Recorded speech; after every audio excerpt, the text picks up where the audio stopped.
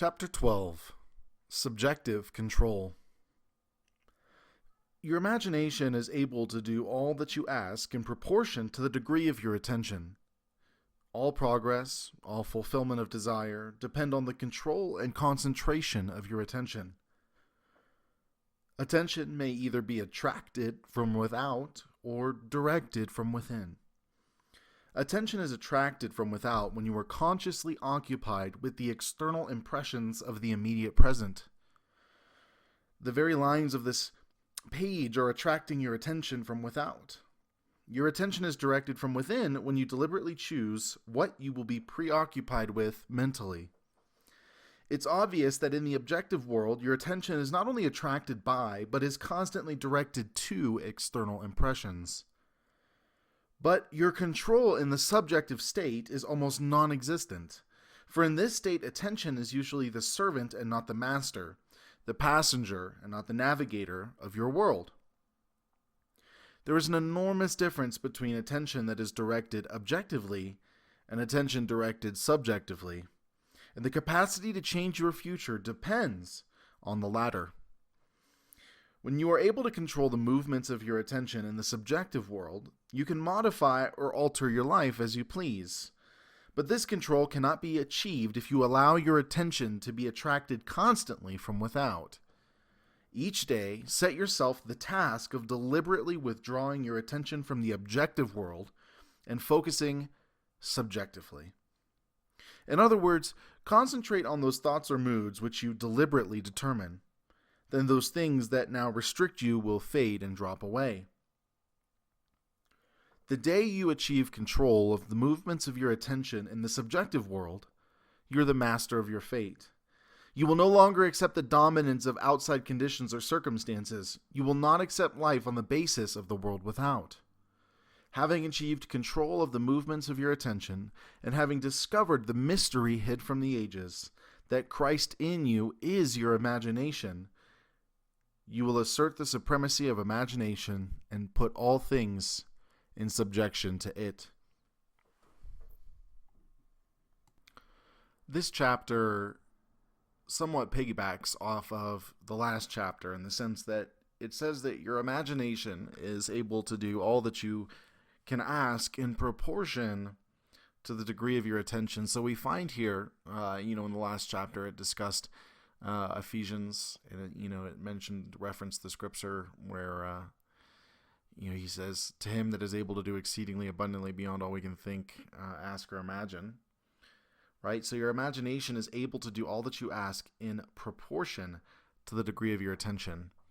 To the degree of your attention. It's really interesting because imagination is the power, attention is the molding hand. And we're either controlled by external stimulations, or we are controlling by the means of deliberately choosing what we are giving attention to. I absolutely love this concept of attention being exchanged for experiences, because to me it paints attention in the most real light that there is to paint attention in.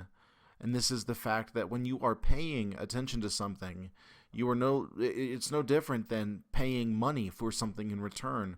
Whatever you are paying attention for, paying attention to, you are getting more of. By focusing on it, you get more of it. And this is the secret. If you can begin to focus on you being the fulfilled entrepreneur, husband, wife, whatever you want to do, beginning to live in this world from the place of already being, it will produce it, because we get what we focus on. We get what we are paying the most attention to. When you're able to control the movements of your attention in the subjective world, you can modify or alter your life as you please. But this control cannot be achieved if you allow your attention to be deliberately attracted to something outside of yourself.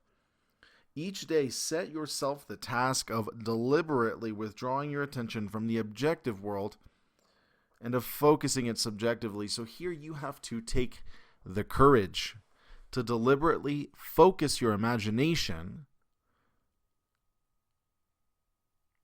on the state that you are wanting to bring to life in your world.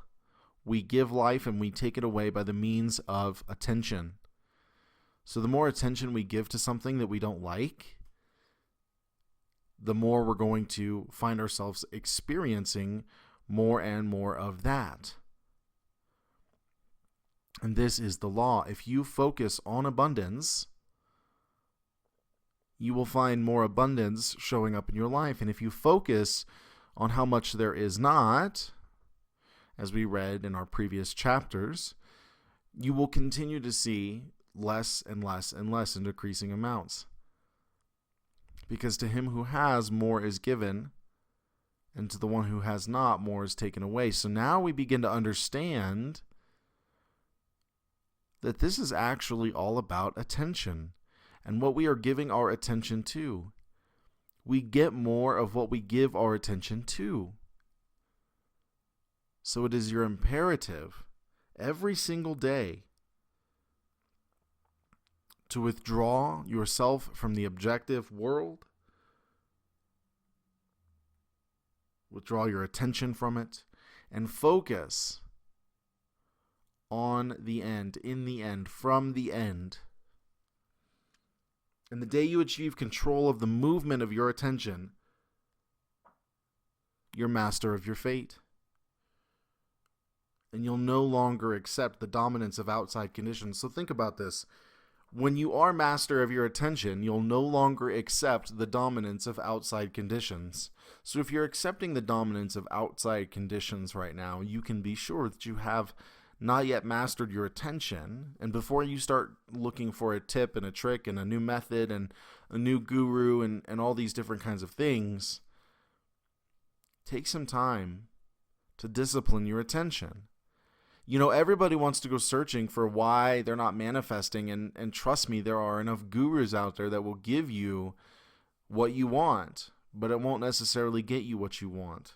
Because the one thing that I've noticed that we want is a way to create success without necessarily having a part in it, and that just cannot happen. The two are very intimately intertwined and really symbiotic.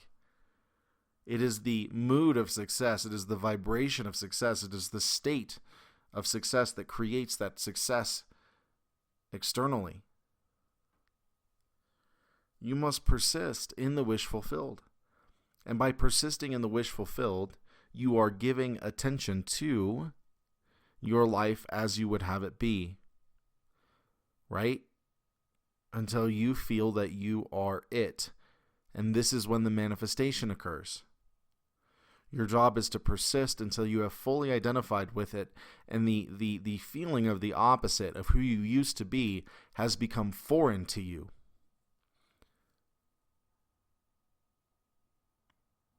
Your only job is to control your attention and persist. Persist in the feeling of the wish fulfilled. We gain feeling by directing attention. Intense feeling comes from intentional attention. So give your attention to the end, to the success you want, to the job you want, to the relationship you want. Don't act as if. Feel as though. Because you are that now, and the only reason you will not see it is because you refuse to believe it.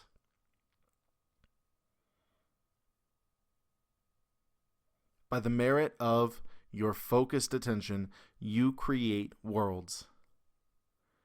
And as we discussed in our previous chapters, your job here is to discipline the mind. Don't worry about nothing else. You act out of your assumptions. We act out of our assumptions, and we create results from our assumptions. We don't need to worry about the action we are taking as much as we are focused on giving attention to the feeling of the wish fulfilled, because if we're doing that, we can trust that the action that we are inspired and impulsed to take from that place will produce the results that we're wanting. So live as though you are who you want to be right now. Persist from living from this place, focusing your attention, directing it constantly back to the feelings of your desires being fulfilled, and watch as you inevitably and inadvertently take the action that is required to fulfill this creation, this manifestation. Your job is your attention. Forget everything else.